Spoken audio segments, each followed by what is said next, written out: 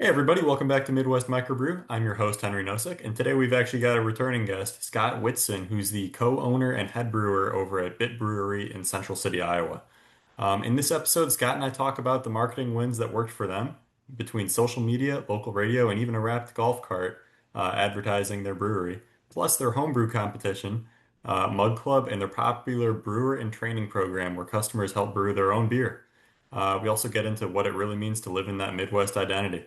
So grab a beer and let's get into it with Scott Woodson of Brewery. Hey Scott, how are you doing today? It's good to have you back on the podcast. Good to see you again. Hey, nice to see you, Henry. All right. So for those of you who missed the first interview, definitely go check that out. But this is actually our second interview with Scott from Brewery. Scott, for those who haven't seen the first interview, would you just go ahead and introduce yourself again? Sure. My name is Scott.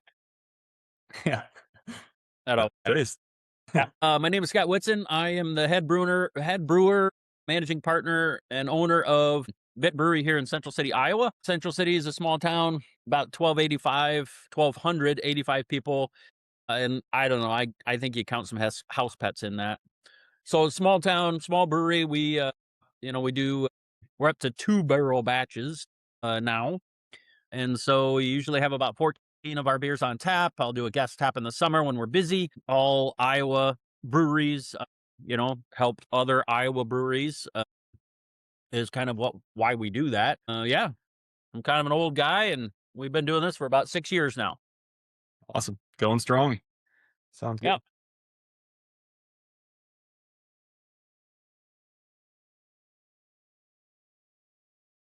So for those who missed the first interview, Bit Brewery stands for Best in Three, and it actually has kind of a unique story about how they got started and kind of the story behind what they are. So Scott, how did you define your brand identity early on, and then has it shifted at all since your opening?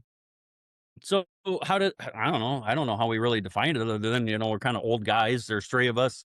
We're not very complicated. And so we just went with it. Our kind of ambiance here is, it's an old building that we have renovated, and, we're old guys. We like music. We like old stuff.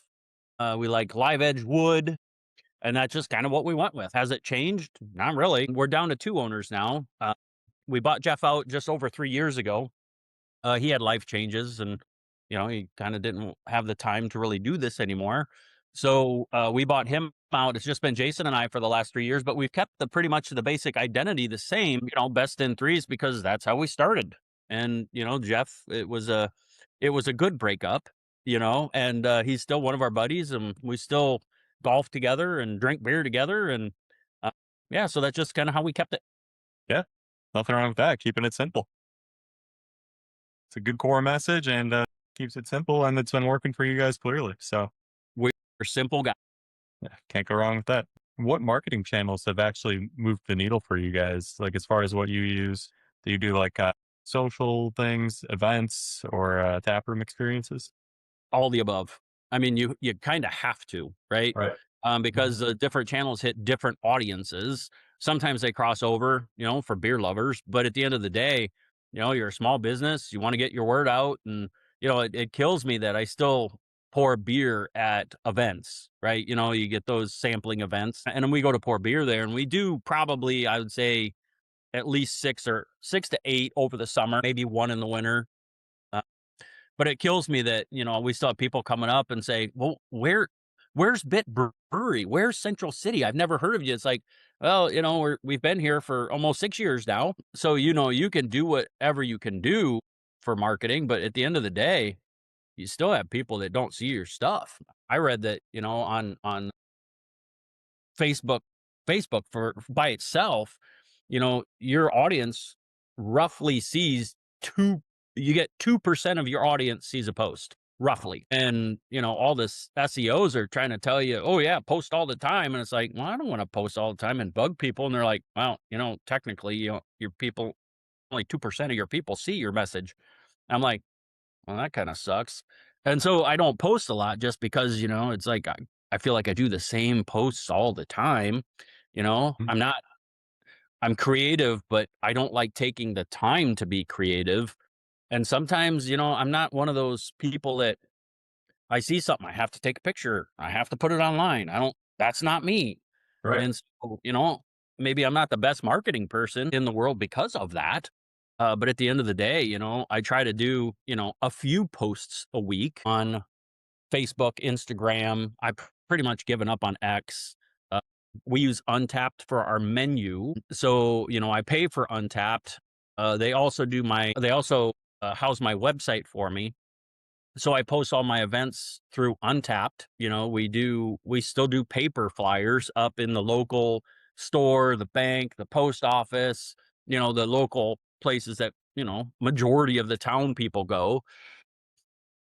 I do YouTube videos every once in a while I do this radio thing once a week. It's like a minute where I just kind of talk about anything new that's happening at the brewery with beers or whatever. And sometimes I'll put some pictures with that audio, and I'll post that on YouTube or Facebook or Instagram or just cross platform. And then every once in a while I'll do a TikTok. And the kids, my daughter especially, my middle daughter, she loves TikTok, and she's like, "Hey, Dad, we need to do this." And I'm like, "Buddy, that's going to make me look kind of like an idiot." She goes, "Yeah, I know." I'm like, "Okay." So we do it, and it's like, bam, 90,000 views. I'm like, "Well, okay. I guess that was a good idea." But I got, the kids work for me. They give me different ideas about what's trending on TikTok, and I try to do one every once in a while, but that's not my thing. Yeah. But I try to use it as a Yeah. tool. Uh, we Yeah. still Those algorithms are interesting the way that they kind of pick up like that. Yeah, and then they change too. And it's like, well, this post is similar in content than that post. Why is this one getting so much more hits? And it's like, it's like it's a moving target. Right. Mm, Oh, yeah. But it's free. So that's the best part about it. Yeah. It's free to use, although it takes my time to do it, which I try not to invest more than, maybe 2, 3 hours a week in social media. Yeah. Because, at the end of the day, I'm the janitor, I'm the bookkeeper, I'm the payroll guy, I'm the repairman, I brew the beer, I sell the beer, I make pizzas. Jason handles most of the ingredient procurement and coming up with most of the pizza recipes and stuff. I still do them once in a while just because I like to eat and I love to cook. Uh, but yeah, I mean, you only got so much time a day. Yeah. And you got a full plate already. That makes sense. Yeah. Yeah. Interesting. I never knew how many jobs you would have to do and how often you would have to do them. Yeah. Yeah. That's part of it for sure. Yeah. But what else marketing? We have a little newsletter that is local to a few of the towns surrounding us. Mhm. We'll do little marketing things in there every once in a while, mostly just to support the paper because I don't really think it does us any good. We I do the radio thing. It's a local radio station, small owned, locally owned radio station. It kind of handles, I don't know, probably 50, 70 miles kind of us and north by about 70, 50, 70 miles. And then, it's in a town that's only like 25 minutes away from us, just Yeah. north. Opposite way of Cedar Rapids, which is the bigger city closest to us. Cedar Rapids is about 25 minutes away.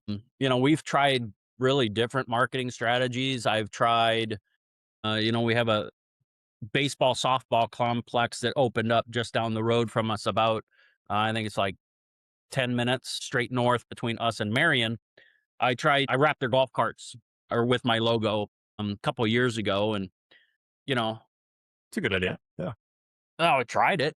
Yeah. They were bringing in, I want to say it's like 170,000 unique visitors to that complex from like April to October.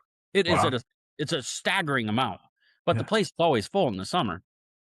Tried that, and the best way that we can tell what is working for us and what is not in marketing is we've got everybody here trained to tell us when we have new people. So Mhm.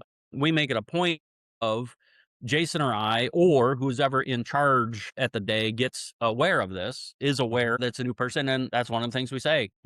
We thank them for coming, and we ask them, "How did you hear about us?" Yeah. By far, social media and the radio is what's bringing us the most business outside of word of mouth. We still do have a pretty good Google search happening.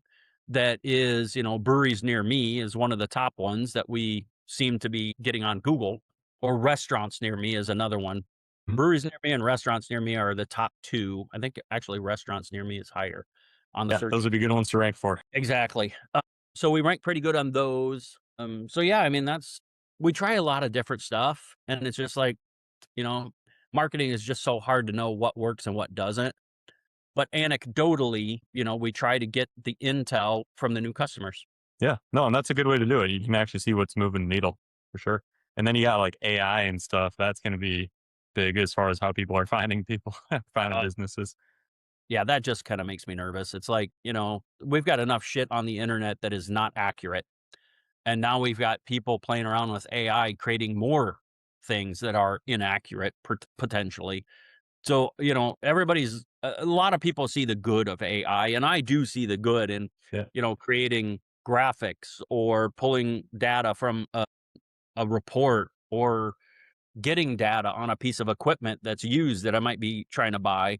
Those are all good things, but at the end of the day, for every good thing, there's bad things associated with that too, and we just have to be very cognizant of all that crap. yeah, and you want to make sure it's like accurately representing your business too. Like, because it can just say whatever it wants a lot of the time. So Oh yeah. that's another one of the dangers for sure. Yep. But that's something that's growing. That's for sure. Yes, sir. As long as we're aware of it, that's the main thing. Yeah, absolutely. Another marketing channel that kind of I think probably works pretty well for you guys. You had mentioned like the events that you host and the like the homebrewer competition that you've got coming up here. Do you want Oh to yeah. tell a little bit about that? Sure. So we started this when we were homebrewers, just as homebrew competition here in our town. So I think this year's the 10th year we've been doing it. So it's our sixth anniversary this year. So 4 years we were doing it outside in the little park here, outside, and it was hotter. It's hotter than crap. This week. So it's much nicer now that we're doing it inside. All the proceeds go to our local Main Street organization, which we don't use Main Street anymore. We now have our own, what is it, 401c, called CC Go, or Central City Growth Organization. It's basically a main street. It promotes downtown Central City, helps businesses, blah, blah, blah. But all the proceeds go toward that. So every 4th of July after the parade starts at 10. We start this event at 11 inside here. We invite as many home brewers that want to come, don't serve their beer. We have awards based on people's choice, first, second, third. We give them gift certificates. We give them a little plaque that's got their, first place of this, 2026 homebrew competition, Central City, Iowa, blah, blah, blah. And we put their name on it. But yeah, we get usually somewhere around 20 to 25 different drinks. And we get a little bit of everything from ciders to sours to beer, other beers, wines, meads. We get a pretty good selection, and the people that are making these beverages they do pretty good. Yeah. It's kind of fun. But you buy a glass, and we do a commemorative glass. You buy the glass for like $20, and it's unlimited tasting of all the beverages from 11 to 2 o'clock. Yeah. So people get a pretty good idea of what the homebrewers are all about here. And, they usually tip quite a few beers. Yeah. Yeah. It's Well, it fun. sounds like a good way to spend the fourth. Yes, sir. Although you do need a nap shortly after 2 o'clock. Yeah, probably get napping before the fireworks. Yes, sir. But other events, we do new beer releases. One program a couple of programs that we have here. One's a mug club, which I think is on your question sheet there. But it's a program that we do, a mug club, 20-ounce mug, a nominal fee, and it's like 100 new members are like 140 a year. You get a free beer a month, a free beer on your birthday, and you get 10% off merchandise, and you get a 20-ounce personalized mug.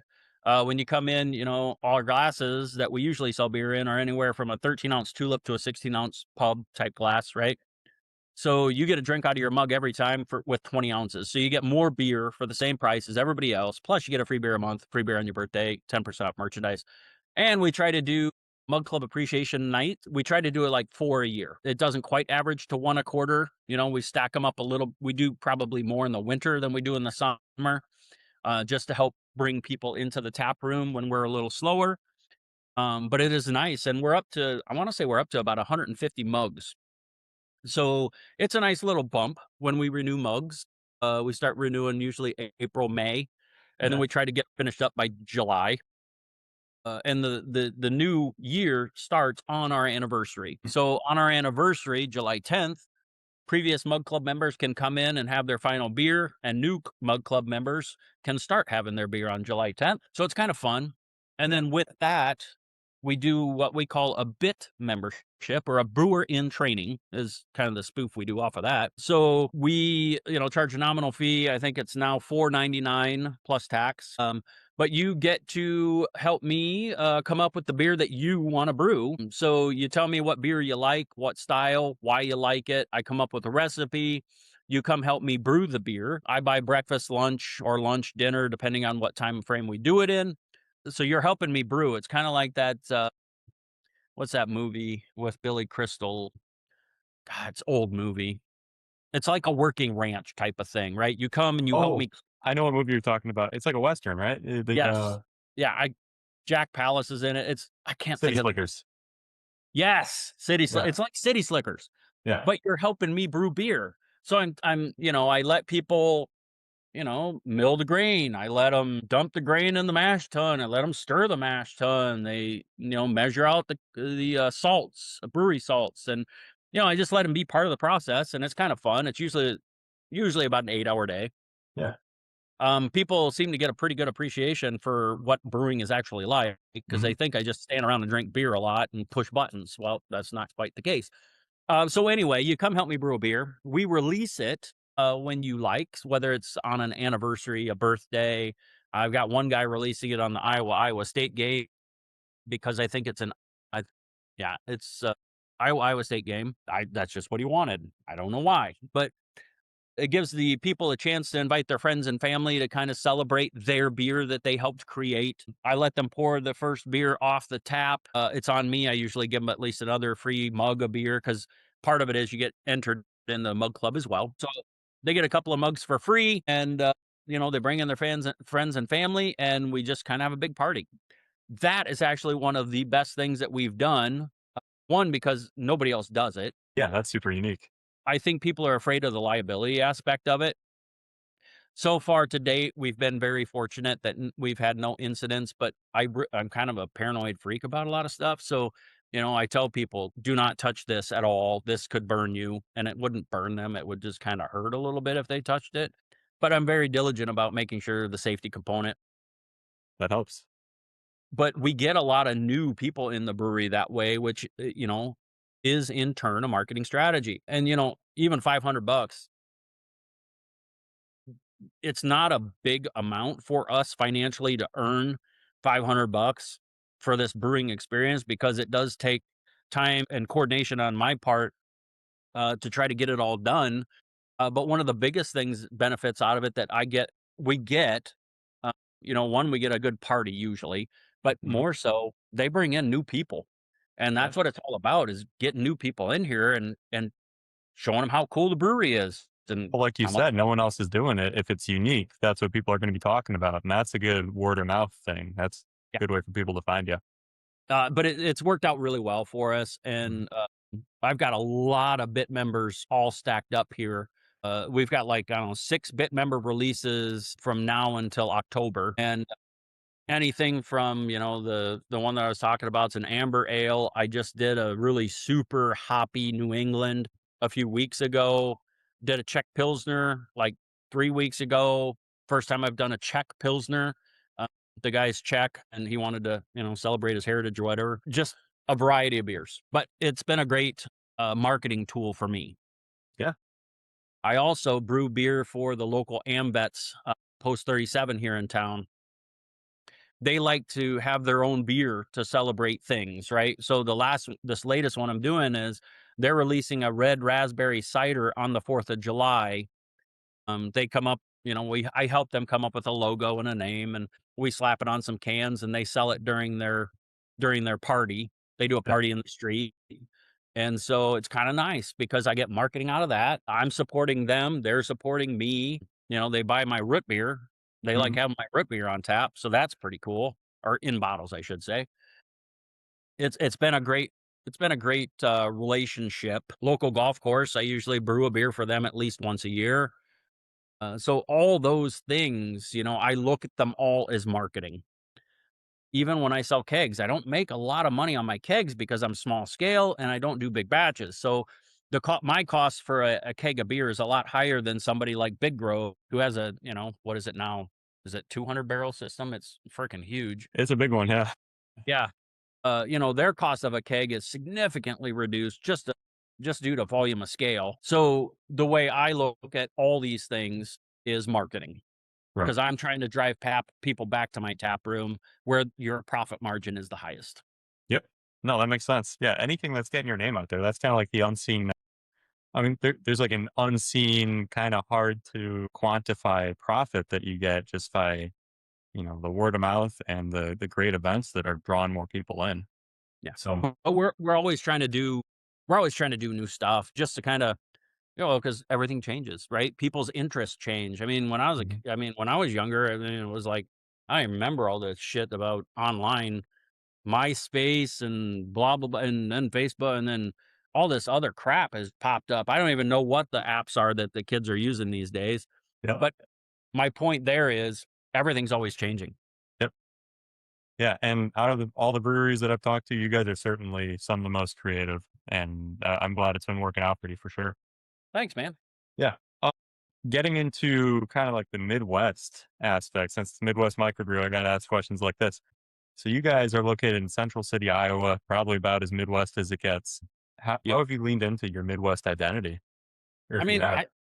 I mean, I don't know if we really have, other than we're nice guys from Iowa, and we try to show Iowa nice. Yeah, yeah, I guess anytime I'm anywhere, I open doors for old people, or I take a shopping cart back, just like I did for lunch. This old guy, I helped him outside with the shopping cart because nobody else was available, and I took the shopping cart back. And I'm always in bit attire, yeah, so do people notice? I don't know, but I think that kind of stuff. I mean, I think it makes a difference to some yeah. people. Yeah, certainly a good representative of Midwestern hospitality, right? That I guess I try. Yeah, Right? And I don't know if it helps, but at the end of the day, it's not an act. It's just that's what we do. And I think it comes through yeah, it's on authentic. even in the tap room. Awesome. One thing I like to tell people that we always say, well, how was everything? Was it okay? Did you Mhm. have any, you know, was the beer good? Food good? Oh yeah, it's great. Beer was awesome. Food was excellent. Had a great time. I'm like, well, okay, thanks. But I tell you what, if we ever don't give you excellent food or excellent beer, I need you to tell me because I don't. If something happens and I don't know, I can't fix it. And I think that also maybe rings true to some people about, yeah, I think they really mean it, Yeah, which we do. yeah. Wow, that's great. Getting into some of our final questions here. What's a marketing swing that you took and maybe didn't work out as well as you'd like, but what did you learn from it? Well, that one that I was talking about where we wrapped the golf carts at this place, I had never heard anyone ever say that they saw our logo on the golf cart. Mm, Even the people that said, "Oh, yeah, I was up here playing ball." I said, "Oh, did you see our logo on the golf cart?" They go, "Oh, no, I just Googled restaurants near me or breweries near me." It's like, so even the people that came from that place said that most all of them said, "No, I just Googled what's near me." And I was like, "Oh, okay." So that was a little bit of a swing and a miss. And, it wasn't cheap to wrap that cart, or signs on the cart. For me, 2,500 bucks for marketing for a year, that's a pretty significant amount, and I just don't think it gave us the bang for our buck. Did people see it and subconsciously think, "Oh, I bet there's a brewery in close," maybe, but no one 100%. ever said they saw it at that place that came in from that place. So, Yeah. what did I learn from it? I learned that people don't really look at golf carts that much, at a place that, you play baseball at. Yeah. Well, if nothing else, that like it kind of highlights the marketing channels that do work for you. Like you were saying, like the people that were coming in from there and they're still saying, yeah, I found out about you guys on Google finding best breweries near me. It shines a light on like a good area to focus on, I guess. Yes. And I really haven't done I don't even know what Google called it. Used to be called AdWords, where you could buy a premium placement on searches. Yeah, that's I don't know what they call it now, but, that's one of those things. I think if we've tried to get in that place organically, yeah. and I think we've done a pretty good job over the last 5, 6 years that, people go, "Oh, are you tired of being on the second page of a Google search?" And I write back saying, "I'm never on the second page of a Google search, but thank you for asking." So, yeah, the organic growth has been great on Google primarily, and, I mean, nobody says, "Oh, yeah, I Yahoo'd them." Yeah, no, nobody uses Yahoo or MSN or whatever the other search pages are. It's like everybody uses Google. Yep. It's Google and it's AI. Yeah, That's the places to be yeah. for sure. Yeah. No, that's good. That's awesome that you guys are getting that organic growth on Google. That's huge for sure. I guess to kind of get into my final questions here, what's the best way for people to keep up to date with what you guys are doing and find out about the new events? Yeah, so social media is always good. Once a week, I put out a calendar for that week, on social media, just to highlight what's going on, and, I mean, usually it doesn't change that much, but at the end of the day, I try to be consistent on getting it out.